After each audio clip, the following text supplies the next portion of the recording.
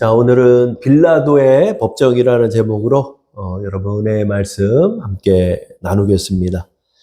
오늘 종료주일이죠. 주님께서 마지막으로 예루살렘에 입성하시고 이제 고난주간을 거쳐서 금요일에 우리 예수님께서 십자가에 못 박혀 죽으시고 3일 만에 부활하시고 다음 주가 부활절이 되는 것입니다.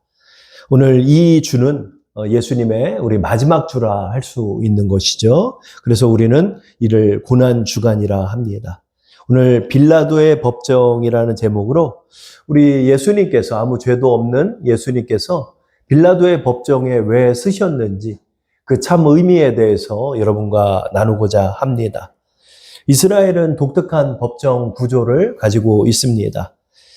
이스라엘에도 법정이 있지만은 이스라엘의 이 법정에서는 형벌권을 갖고 있지 않습니다. 그래서 사형을 받을 사람들 같은 경우, 이 정치범들 같은 경우는 우리 로마의 법정에 세워서 로마로 하여금 그들을 사형을 집행할 수 있도록 하는 구조를 가지고 있었습니다.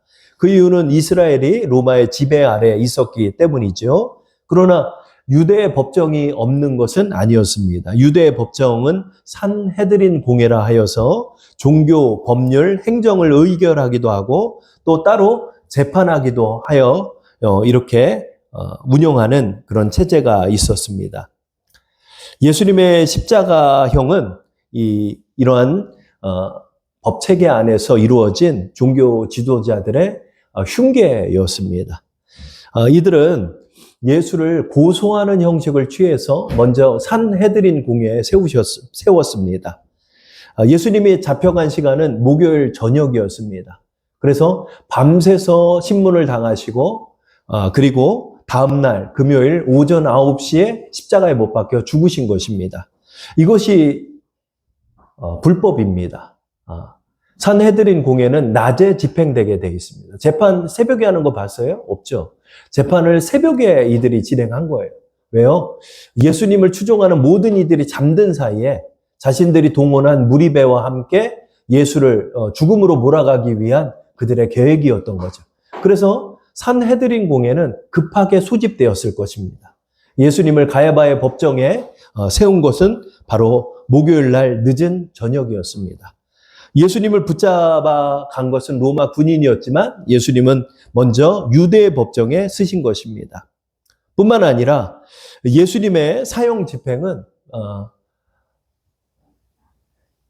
재판이 언도되고 바로 한두 시간도 지나지 않아서 사형이 곧바로 집행된 것입니다. 그러나 이 유대의 법이나 이런 것은 사형이 언도되어도 다음 날 정도, 빨라도 그 다음 날 집행되는 것이 법칙이었습니다. 그러나 이들은 번갯불에 콩고 먹듯이 예수님 사형이 언도되자마자 곧바로 십자가를 끌고 올라가서 골고다 언덕에서 예수님의 사형을 집행한 것입니다.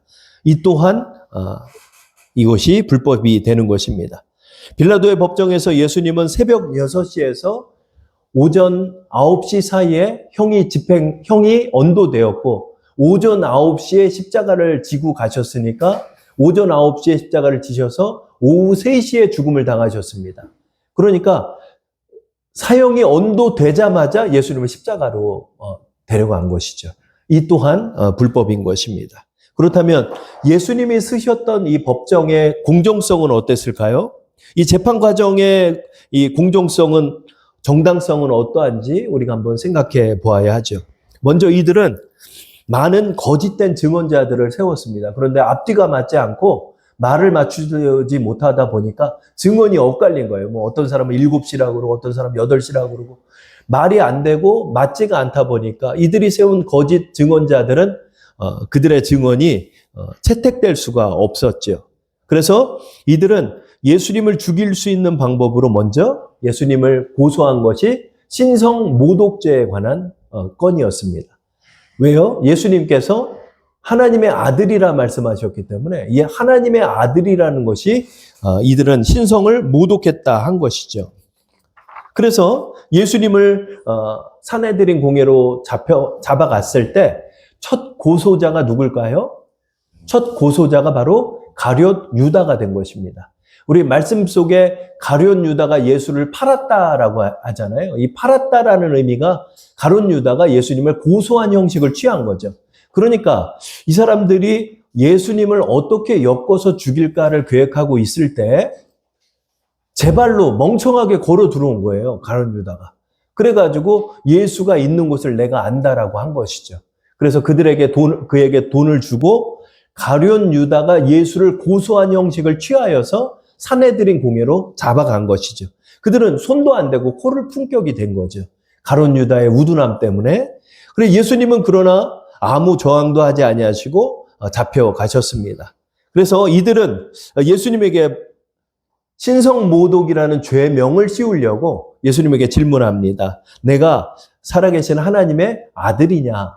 예수님은 이들의 흉계 속으로 들어가시는 것입니다. 그리고 증언하십니다. 내가 하나님의 아들이다. 이렇게 증언하시는 장면을 마태복음 26장 63절, 64절에 우리는 볼 수 있죠. 우리 합독해 볼까요?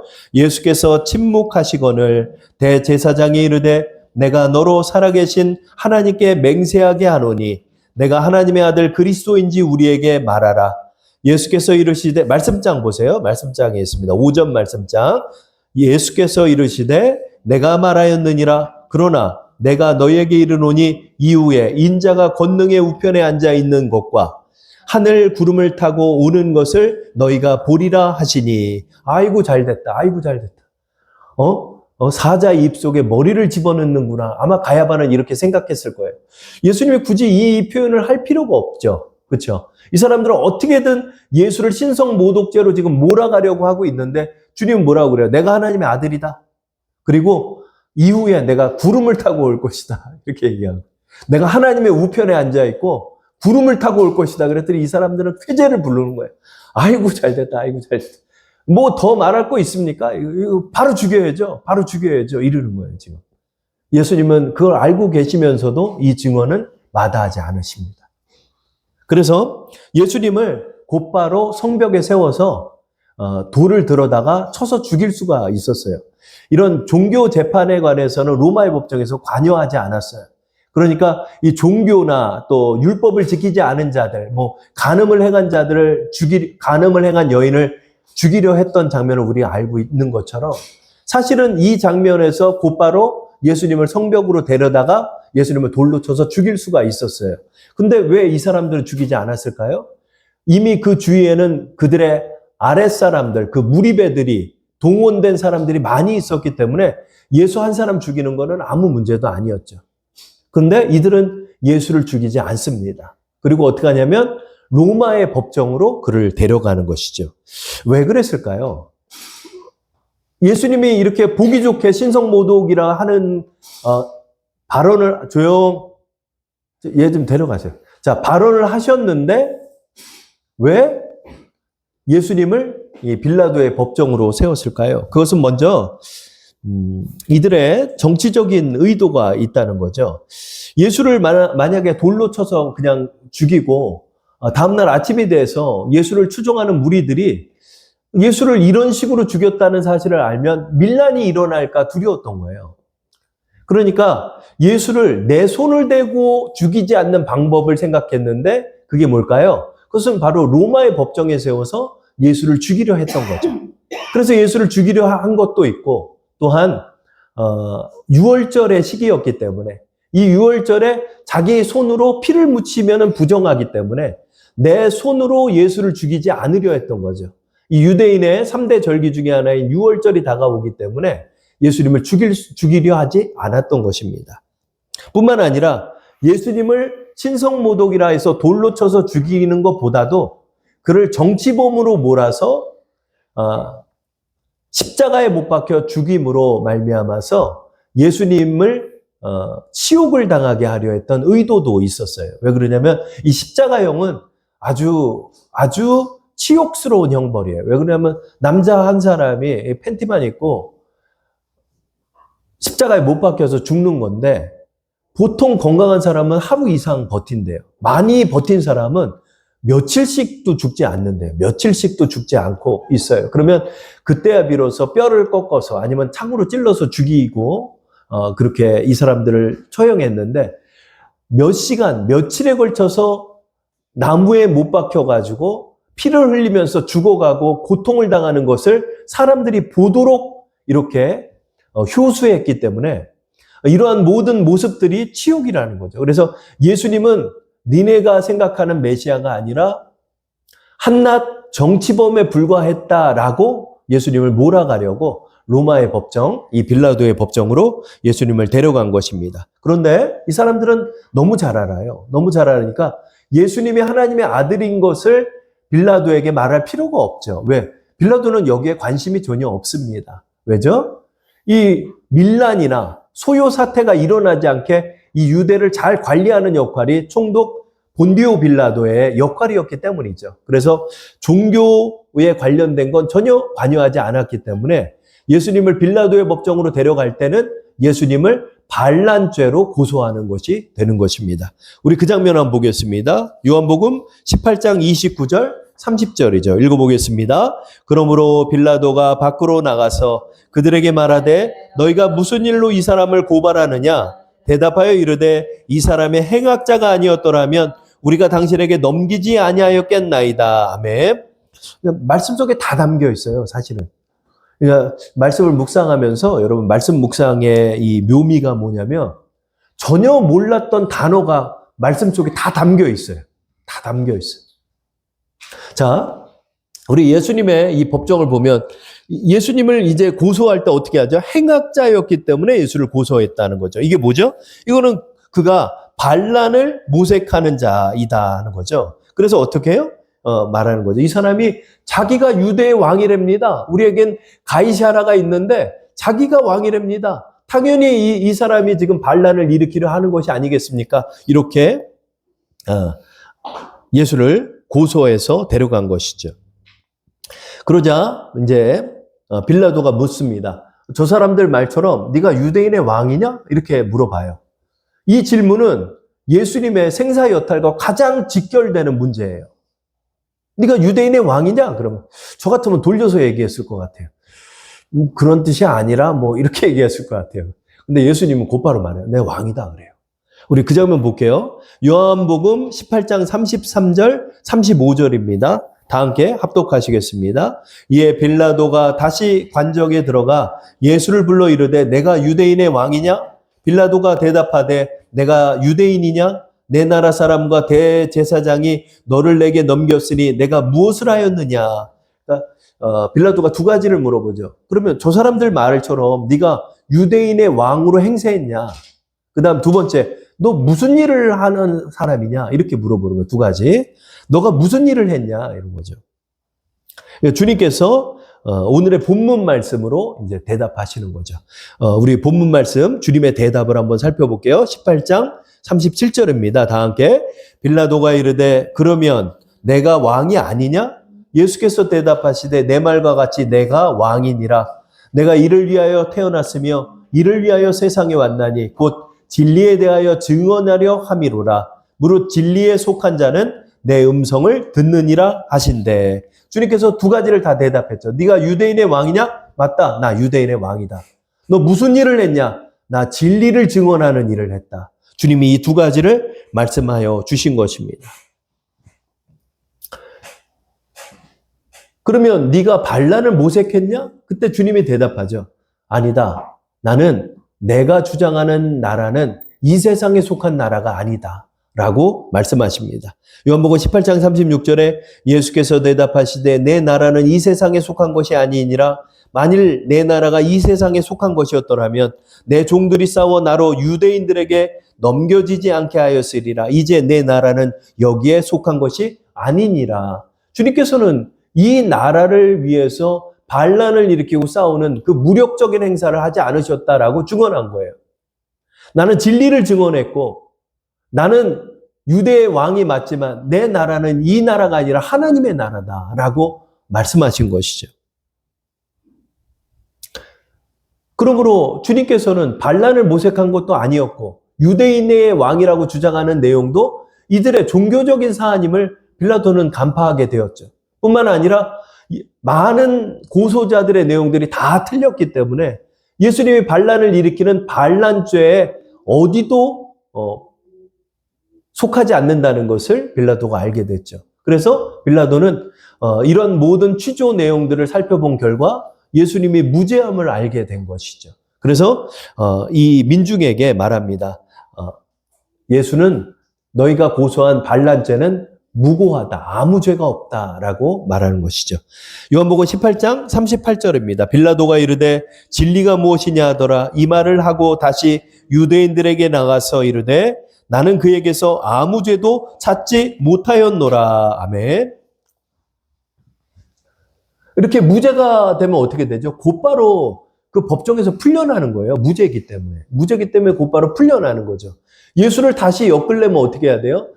죄가 성립될 수 있게끔 고소를 해야죠. 다른 건으로 예수를 고소를 하든 예수를 엮든 해서 그것이 증언이 합당할 때 판결을 받게 되는데 예수는 지금 이들이 고소한 반란죄와 종교 사안의 모든 것이 무죄임을 판결을 받았죠. 그러므로 예수님은 무죄에서 나가야만 되는데 이것까지 대비를 해가지고 종교 지도자들은 자신의 무리배들을 동원해서 이제 주장하는 거죠. 예수를 그냥 죽이라고. 이제부터 그냥 이제 무죄가 선포됐으니까 막무가내로 예수를 그냥 죽이는 거예요. 뿐만 아니라 이 시간은 새벽이었기 때문에 예수를 추종하는 세력들이 없어. 제자들도 다 도망갔고 요한 정도밖에 없어. 그리고 그 여인들 몇 명밖에 없어. 그리고 남들은 다 자고 있어. 이때 자신의 아랫사람들을 동원해서 이제 마치 밀란을 일으킬 것처럼 소요 사태를 일으켜서 예수를 그냥 사형을 언도하게 하는 거예요. 우리 요한복음 19장 6절에 나와 있죠. 읽어보겠습니다. 다 함께. 대제사장들과 아랫사람들이 예수를 보고 소리질러 이르되 십자가에 못 박으소서 십자가에 못 박으소서 하는지라. 빌라도가 이르되 너희가 친히 데려다가 십자가에 못 박으라. 나는 그에게서 죄를 찾지 못하였노라. 아멘. 이거는 말도 안 되는 짓을 하는 거예요, 지금. 뭐냐면, 무죄인 사람이라고 선포를 했어요, 판사가. 그러면 이 사람 풀어주면 되는데, 절대로 풀어주면 안 된다는 거예요. 그래서 예수를 못 박으라 말하는 거예요. 근데 어떻게 한 거죠? 여기에 여러분, 대제사장들과 아랫사람이라는 표현이 있어요. 아랫사람. 누구 아랫사람이야? 대제사장이 동원한 아랫사람이야. 그러니까 이거는 올바른 민심도 아니에요. 이 새벽에 자신들의 무리들을 모아다가 이제 이런 일이 일어날 거에 대비해서 이제 옆구리 쿡쿡 찌르면 예수를 죽여라 이렇게 소요를 하게 만든 거죠. 많이도 동원했나 봐. 그 새벽에. 그러다 보니까 이 빌라도가 이거 사태를 보니까 몇 번이나 예수를 풀어주려 했지만은 풀 수 없게끔 겁박하는 거예요. 당신이 만약에 지금 우리 민중이 다 이렇게 원하는데 이 반란자를 풀어준다면 당신은 가이사라의 종이 아닙니다. 이런 식으로까지 빌라도를 몰아가죠. 그래서 빌라도는 어쩔 수 없이 십자가에 못 박도록 그들을 넘겨줍니다. 그러니까 이 형식이 뭐죠? 죄가 없는데 그냥 사형을 판결한 식이 돼버린 거예요. 요한복음 19장 16절입니다. 다 함께 합독해 볼게요. 이에 예수를 십자가에 못 박도록 그들에게 넘겨주니라. 결국 이 시간대가 아마 한 7, 8시 정도 되고 예수님께서 골고다 언덕까지 십자가를 지시면서 그렇게 걸어 올라가는 거죠. 그러니까 주님께서는 12시간에서 15시간 동안 거의 여기저기 끌려다니면서 취조당하고 신문당하면서 이렇게 했던 거죠. 겟세마네 기도의 시간까지 치면 12시간 이상이 소요된 거죠. 예수님 많이 지쳤을 것입니다.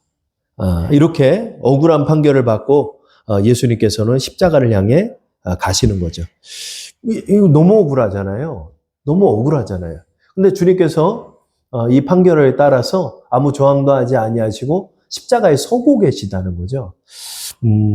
저는 이 장면에서 예수님께서 이런 어처구니 없는 법정에 왜 서셨을까? 그렇죠? 이 말도 안 되는 이런 흉계로 꾸민 법적 정당성이 전혀 없군.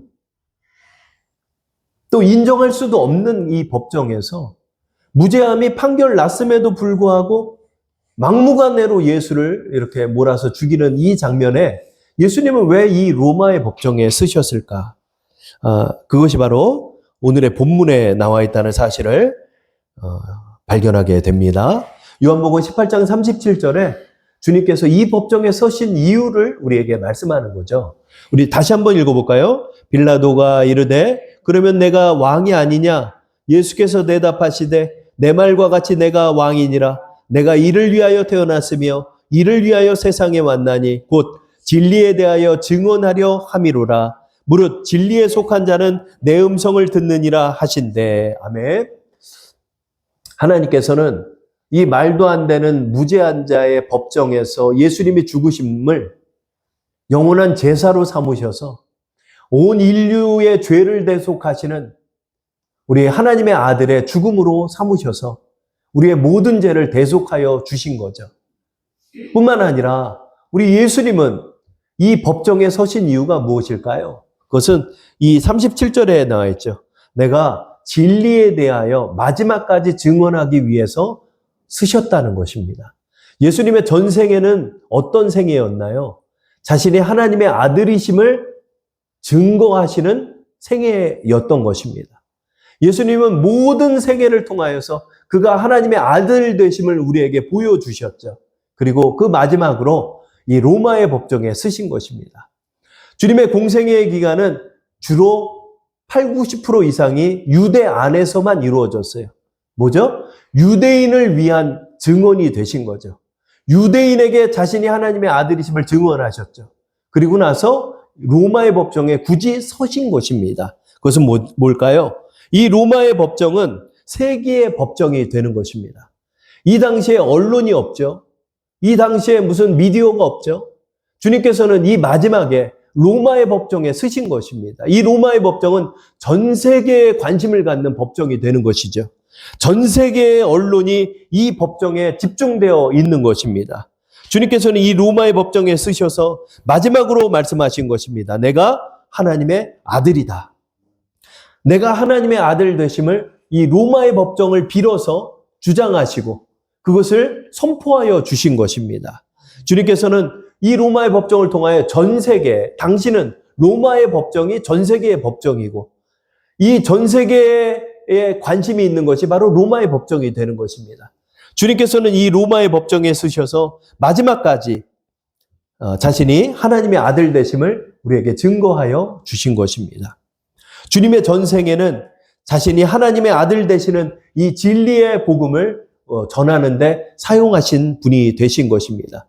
주님께서 왜 이렇게 많은 기적을 베푸셨을까요? 그 기적을 통하여 그가 하나님의 아들 되심을 우리에게 믿게 하려는데 목적이 있었던 것입니다. 요한복음 14장 9절부터 11절에 말씀하죠. 예수께서 이르시되 빌리바 내가 이렇게 오래 너와 함께 있으되 내가 나를 알지 못하느냐? 나를 본 자는 아버지를 보았거늘 어찌하여 아버지를 보이라 하느냐? 내가 아버지 안에 거하고 아버지는 내 안에 계신 것을 내가 믿지 아니하느냐? 내가 너희에게 이르는 말은 스스로 하는 것이 아니라 아버지께서 내 안에 계셔서 그의 일을 하시는 것이라. 내가 아버지 안에 거하고 아버지께서 내 안에 계심을 믿으라. 그렇지 못하겠거든 행하는 그 일로 말미암아 나를 믿으라. 이렇게 말씀을 주님께서 말씀하는 거예요. 제자들에게도 말씀하는 거예요. 뭐라고 말해요? 너 내 말 다 못 믿겠냐? 내 말 다 못 믿겠어? 그래, 좋다. 그 말 못 믿겠어도 내 기적은 보고 믿을 수 있지 않냐? 너희에게 보여준 그 수만 가지의 기적을 한번 생각해 봐라. 하나님의 아들이 아니고서는 이런 기적 행할 수 있냐? 너희 본 적 있냐? 이런 기적 행한 사람을 네가 본 적이 있냐? 내가 하나님의 아들이라 주장하고 그 능력으로 입증하였는데 이것을 너희는 왜 객관적으로도 믿지 못하냐? 너희는 객관적으로도 인정해야 되지 않겠냐? 이 능력만은 인정해야 되지 않겠냐? 내가 무리를 걸었고 죽은 사람을 살렸고 문둥병자를 고쳤고 눈먼 사람의 눈을 뜨게 했고 온갖 기적을 너희에게 다 보여줬는데 그 행한 그 일로도 믿지 않냐? 종교 재판장들도 말하는 거야. 너희들 다 받지 않냐? 그런데도 안 믿는 거야. 그러나 주님은 증거하신 것입니다. 나의 능력을 통하여서 너희가 믿어야 되지 않겠냐? 나의 능력을 통하여 믿어야 되지 않겠냐? 두 번째로 주님께서는 너희가 그렇게 추종하는 구약의 말씀, 모세오경 그리고 선지서의 그 모든 말씀이 나를 통하여 응하지 않았느냐? 너희가 그렇게 보았던 그 모든 내용들이 응하지 않은 게 뭐가 있냐? 구약의 선지자들이 예언했던 내용들이 다 나에게 응하지 않았냐? 이것이 증거가 아니겠냐라고 주님께서 두 번째로 말씀하시죠. 누가복음 18장 31절입니다. 예수께서 12 제자를 데리시고 이르시되 보라 우리가 예루살렘으로 올라가노니 선지자들을 통하여 기록된 모든 것이 인자에게 응하리라. 아멘. 모든 말씀이 다 응했습니다. 모든 말씀이 다 응했습니다. 예수님의 태어난 장소, 예수님이 나귀를 타고 예루살렘에 입성하신 오늘 종료주일의 모든 말씀, 예수님이 십자가에 못 박혀 죽으심의 말씀 또한 이사야서의 모든 말씀 속에 담겨 있는 그 내용이 예수님의 말씀 그대로 응하게 된 것입니다. 예언서를 바라보며 메시아를 기다렸던 그들이 예수를 통하여 응하고 있는데도 그들은 인정하지 않고 예수를 믿지 않은 것입니다. 마지막으로 예수님은 가장 강력한 증거를 우리에게 보이셨습니다. 그것이 뭘까요? 너희 손으로 나를 죽여봐라. 예수님은 물과 피를 다 쏟으시고 죽으셨습니다. 예수님의 키로수는 물과 피까지 다 쏟았기 때문에 30kg대 초반도 안 됐을 거예요. 완전히 말라서 예수님께서 죽으셨을 것입니다. 예수님이 이 피골이 상접한 그 시체의 모습을 종교 지도자들은 다 보았고 쾌재를 불렀습니다. 자칭 유대인의 왕이라는 자의 죽음을 봐라. 그리고 가장 큰 돌무덤을 세우고 로마 군인까지 세워서 예수의 시체를 지키게 했습니다.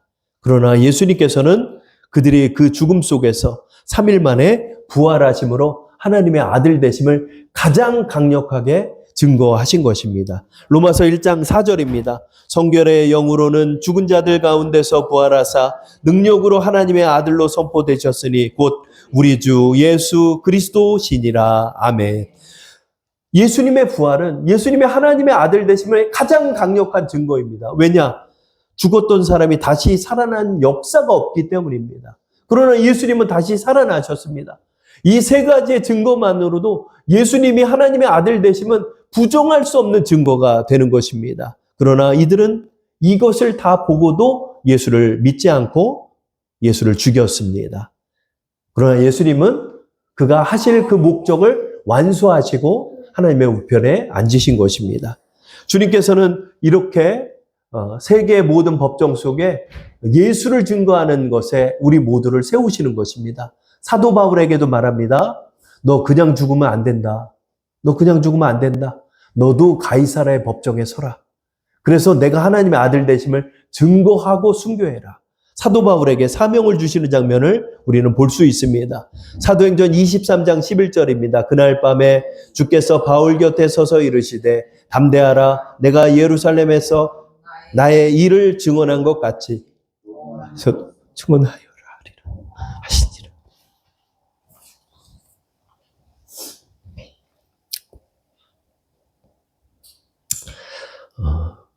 이렇게 사명자는 증언하는 삶을 살라 하신 것입니다. 주님께서 내가 이렇게 로마의 법정에서 증거한 것처럼 너도 로마의 법정에서 증언하라. 사도 바울도 이 로마의 법정까지 굳이 갑니다. 무죄를 받았는데 굳이 이 법정까지 가시고 그리고 순교하게 되십니다. 뭐죠? 세상은 안 믿어요. 세상은 안 믿어요. 세상은 안 믿어요. 어떠한 걸 들이대도 믿지 않아요. 그러나 우리는 우리의 역할을 하는 거죠. 우리의 역할이 뭐죠? 바로 증거의 역할입니다. 그들이 믿건 안 믿건 간에 우리가 서야 하는 자리는 바로 이 증언의 자리입니다. 내가 이것을 증언하기 위해 이 땅에 태어났노라. 우리 주님이 말씀하셨던 것처럼 우리의 모든 자리는 뭔가요? 우리가 만난 하나님, 우리 하나님 아들 되시는 우리 예수님, 우리 예수님을 통하여 구원받는다는 사실을 온 인류에게 전하는 것이 바로 우리의 사명이 되는 것입니다. 바울 또한 이 사명을 이어받아 주님을 증거했습니다. 사도 베드로도 주님을 증거하였습니다. 사도 야고보도 증거하였습니다.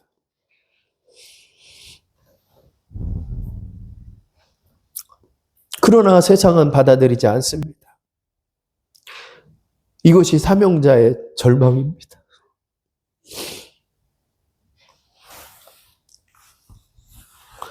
그러나 우리는 서야 합니다.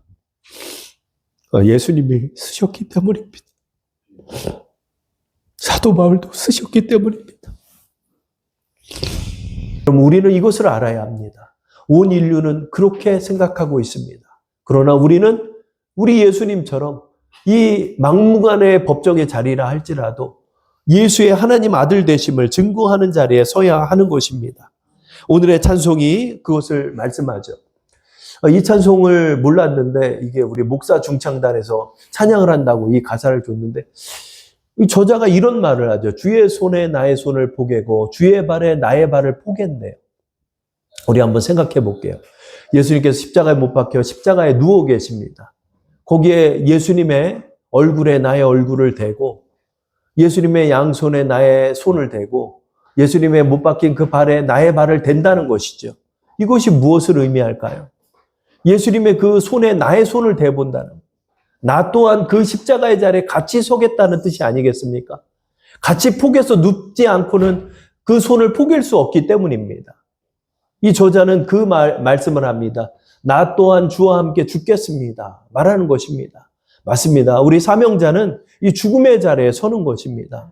어떠한 역량이 될 것 같고 어떻게 보면 잘 될 것 같고 잘 되는 자리에 선다는 것이 아니라 바로 증언자의 자리에 선다는 것이죠. 이 저자는 주의 손에 나의 손을 포개서 주님이 십자가에 못 박힐 때 내 손도 뚫고 못이 들어오기를 원합니다. 주님의 발에 못이 뚫려 들어갈 때 내 발도 거기다 대겠습니다. 이렇게 말하는 것입니다. 주님의 그 십자가의 자리에 나도 같이 눕겠다는 뜻이 바로 이 가사의 뜻이 되는 것 같습니다. 우리 이 가사를 생각해 보면서 주님, 우리 종료주일에 우리 주님께서 마지막까지 걸으셨던 우리 예수님의 하나님의 아들 되심을 온 세상에 그들이 듣건 안 듣건 믿건 안 믿건 내 자리에 서서 내 역할을 감당하겠습니다. 주님이 죽는 그 자리에 나도 죽으러 가고 주님의 사는 자리에 나도 살러 가겠습니다. 영원토록 주와 함께 살겠습니다. 이렇게 고백하는 것입니다. 하나님의 은혜의 자리, 사명의 자리에 서시는 여러분 되시길 바랍니다. 우리 이 시간 함께 잠시 기도드리겠습니다. 주님의 그 십자가의 자리는 마지막까지 우리를 증거하셨던 자리입니다. 주님의 로마의 법정 또한 그런 자리입니다. 세상이 듣던 안 듣던 우리의 사명은 계속해서 전진할 것입니다. 우리 이것을 한번 생각해 보면서 주님 앞에 함께 기도드리겠습니다.